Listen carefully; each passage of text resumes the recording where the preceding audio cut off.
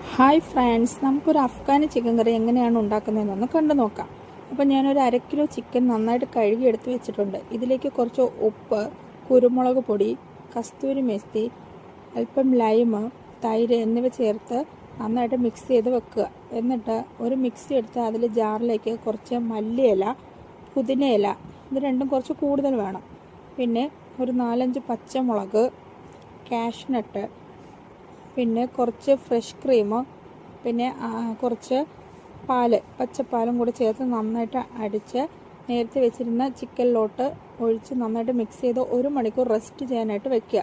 എന്നിട്ട് ഒരു പാൻ എടുത്ത് അതിൽ കുറച്ച് നെയ്യ് ഒഴിച്ച് നമുക്ക് ചിക്കൻ ഓരോന്നായിട്ടൊന്ന് ഇട്ട് നന്നായിട്ടൊന്ന് കുറച്ചൊന്ന് നന്നായി ഫ്രൈ ചെയ്തെടുക്കാം. നല്ല ഡീപ്പ് ഫ്രൈ ആകണ്ട, ചെറുതായിട്ടൊന്ന് ഫ്രൈ ചെയ്ത് ഒരു 5 മിനിറ്റ് ഫ്രൈ ചെയ്തെടുക്കാം. അപ്പോൾ ഇപ്പോൾ നന്നായിട്ടൊന്ന് ഫ്രൈ ആയി വന്നിട്ടുണ്ട്. ഇനി നമ്മൾ ബാക്കി വെച്ചിരിക്കുന്ന ഗ്രേവിയും കൂടെ ഒഴിച്ചിട്ട് ആവശ്യത്തിന് വെള്ളം കൂടെ ചേർത്ത് ഒരു 10-15 മിനിറ്റ് കുക്ക് ചെയ്യണം. ഇതിലേക്ക് കുറച്ച് ഗരം മസാല കൂടി നമ്മൾ ആഡ് ചെയ്ത് കൊടുക്കണം.